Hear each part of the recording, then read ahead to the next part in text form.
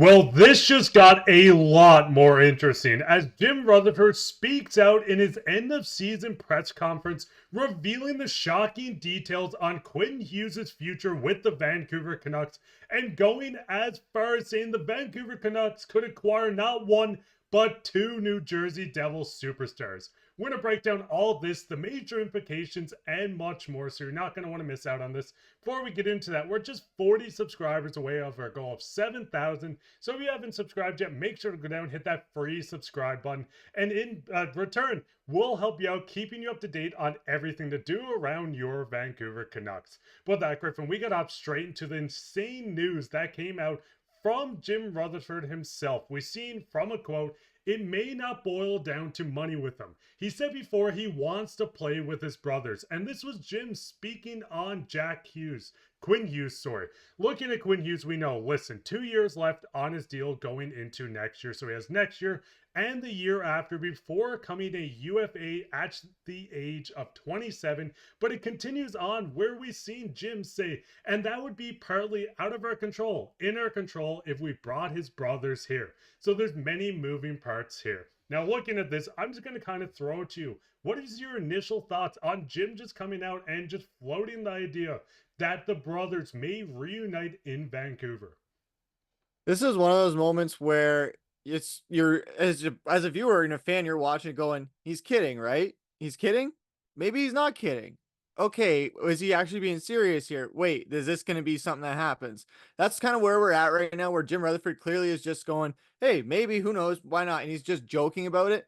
But this is also something that the Canucks might actually want to try and do as a way to keep Quinn Hughes there, because Quinn Hughes has said, or it's been said, that Quinn Hughes will not stick around if the Canucks do go into a rebuild era, with him entering the prime of his career, or being in the prime of his career right now.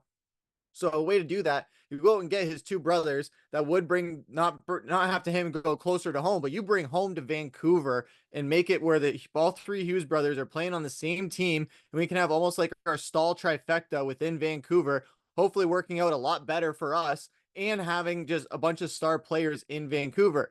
Now, on the flip side of this, and we'll get into it probably in a bit, is that the Devils are probably looking at this going, this is so much leverage that we have now, because now we know that the Canucks want him. They're going to be willing to pay top dollar. We're just going to have to pay $1 more. But anything that we're going to do to keep it here, and it'll be a lot easier for the Devils to bring Quinn Hughes over than the Canucks bringing both Hughes brothers over to Vancouver.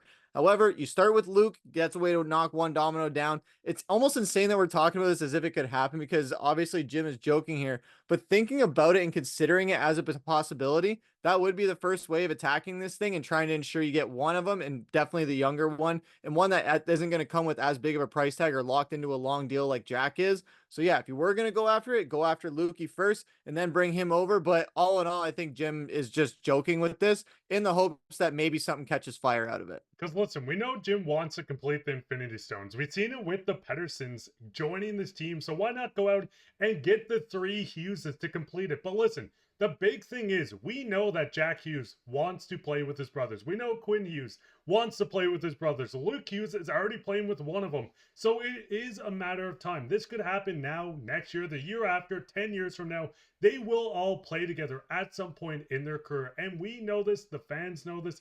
Everyone knows this. And it seems like Jim is making a statement that, listen, if he wants to leave because of that, we'll go out and try to acquire the three. Now, listen, trading Quinn Hughes would be ridiculous and a huge mistake.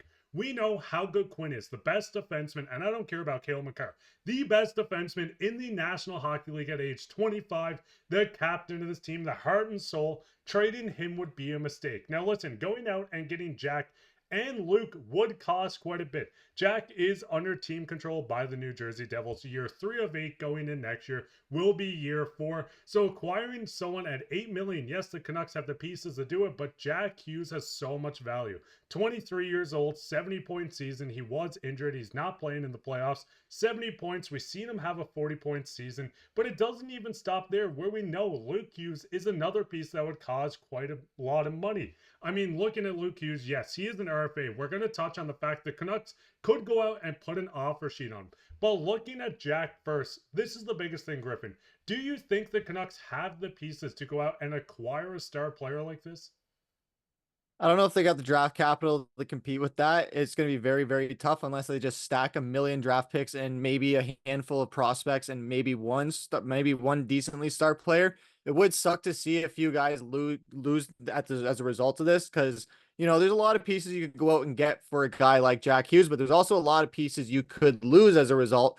And we've seen how chemistry is a big thing for this team where you might not want to jeopardize it in order to keep one player happy. Now, that one player to keep happy is your captain and is Quinn Hughes, who will be the next Bobby Orr. So that's one thing that you do have to take into consideration where, yeah, you're making one player happy. But that one player is Quinn Hughes. So with that in mind, going after Jack Hughes would be a big thing to do. I know the Canucks can afford it. It's just whether they can afford it financially, but can they afford it as far as draft capital or what it would take to go out and get him? Where the Devils are looking at it going, yeah, that's a decent return. We can afford to lose a guy like Jack Hughes, who does wear an A on his jersey for our team and is one of our best players. Yeah, he's not playing in the playoffs, but when he's healthy, absolutely one of the top 5, if not top 3 players on the New Jersey Devil. And Luke Hughes is definitely rising up those ranks as well as being one of the best on that team. So yeah, Luke is coming off of a $925K contract, but he's going to be worth a lot of money after this season.